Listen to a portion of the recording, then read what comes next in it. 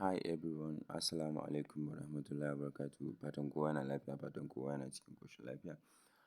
Kamar yadda kuka sani, ina kawo platform, ina kawo applications wanda za ka samu kuɗi a online. So yau ma haka take. Ina tare da wani platform ne wanda aka yi launching ɗin shi a yau 18 ga wata, a yau ɗinnan da muke ciki, ranar Lahadi kenan. A yau aka yi launching wannan platform ɗin. So idan har kana buƙata ka duba description na wannan bidiyon, na ajiye link ɗin ka ɗauka ka je ka register ka invest na amount ɗin da ka ga dama. Minimum investing akwai 1,500, akwai 3,000, akwai 5,000 zuwa sama.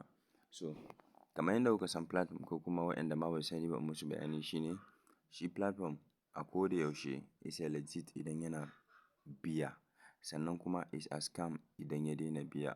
So what I mean here is, duk platform ɗin da in ka sa kuɗinka kai investing za su biya ka. So a wannan lokacin wannan platform ɗin is a legit.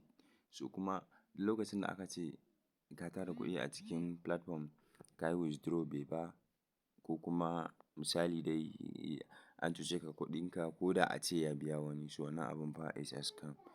So ba tare da ɓata lokaci ba, shi platform yanda yake a lokacin da aka yi launching ɗin shi ake buƙata, ko kuma in ce masu wayo suke zuwa su yi. Masu wayo a lokacin da aka yi launching ɗin platform za su yi investing na amount ɗin da ba ma ka tunani. Wasu investing na 500,000, 100,000, 80,000 saboda sun tabbata wannan platform ɗin aƙalla zai kai aƙalla let's say 2 weeks. Kuma duk wani platform by the next 1 week ka cire kuɗinka sai dai riba. So that's why su yi bincike. Idan suka yi bincike sai su ga ai platform ɗin nan bai fi sati ko kwana kaza ba. So in haka ne ai tunda bai daɗe ba zan iya sa kuɗina. So waɗanda ake cin riba a kansu kuma baƙi wanda ba su iya ba, sai sun ga wani yana cashing out sai su ce ni ma ina so in yi wannan abun, so bari in sa kuɗina. Maybe kuma a wannan lokacin is too late. Kana sa kuɗinka kai kuma sun kusa tashi sai su tashi da kai.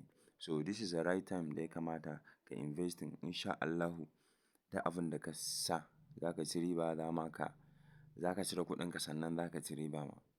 So let's go. Ku duba description na bidiyon, na ajiye link ɗin.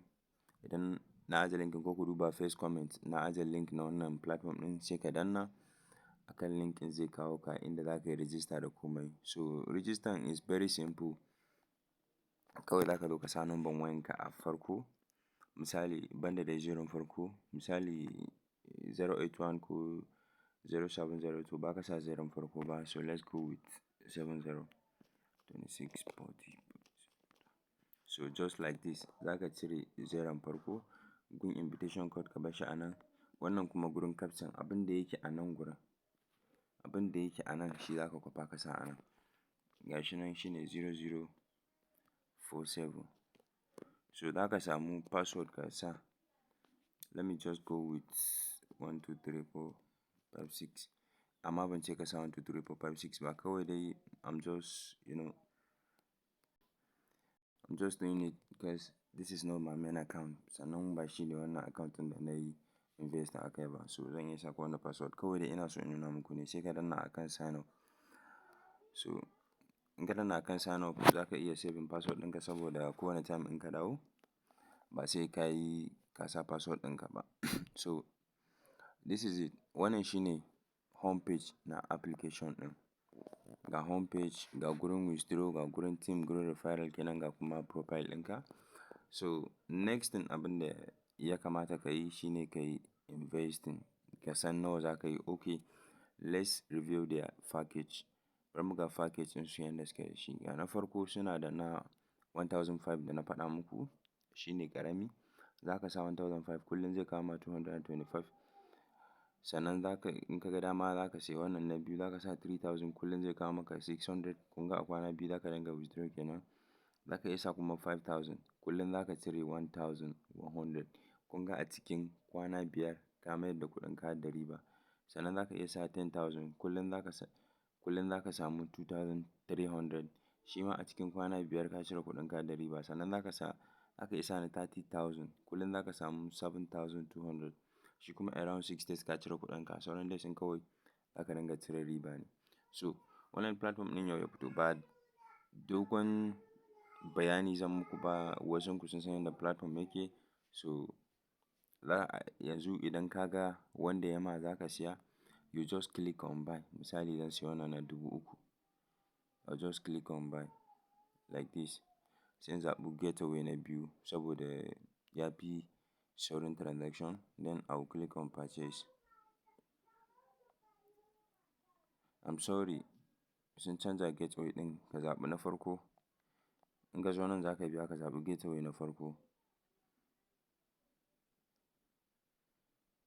Wannan gateway ɗin nake nufi. So za ka zo ka yi copy account number ga ta nan. Za ka zo kuma ka duba sunan bankin, sannan kuma ka duba amount ɗin da za ka biya 5,000 ne daidai.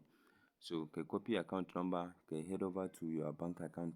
Koma dai ina ne za ka je ka turo kuɗin, ka tura shi gashi nan Wema Bank ne. Kana tura wannan 5,000 ɗin sai ka zo ka danna anan confirm.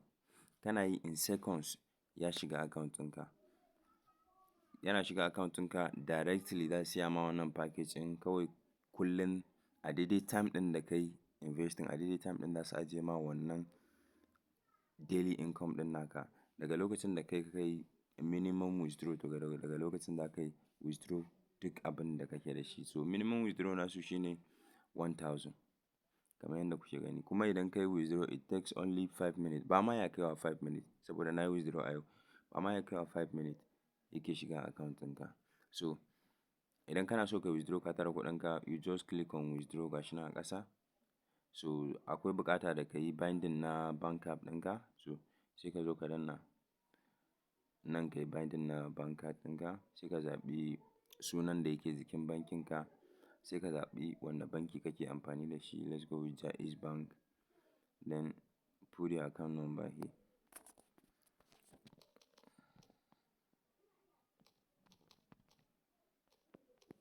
So ga account number nasa, sai kuma sunan da yake kan bankin kamar haka, sai ka danna akan submit. So automatically kana yin withdraw za a tura wannan bankin ne. Kawai za ka zo ka yi withdraw. Idan kana so ka yi withdraw za ka danna akan nan withdraw fund gashi kamar yadda kuke gani. Yanzu yana available 100 naira bai kai 1,000 ba. Inda ya kai 1,000 zan cire. So I'll just click on withdraw.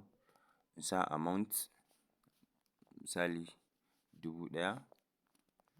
So kana yi in seconds ya zo. Amma yanzu kun gani bani da sufficient balance da ya kai in yi withdraw. So that's all. Idan kana da wani tambaya, ka mun tambaya a comment. In sha Allahu zan amsa muku. Thank you. Thank you. Na gode.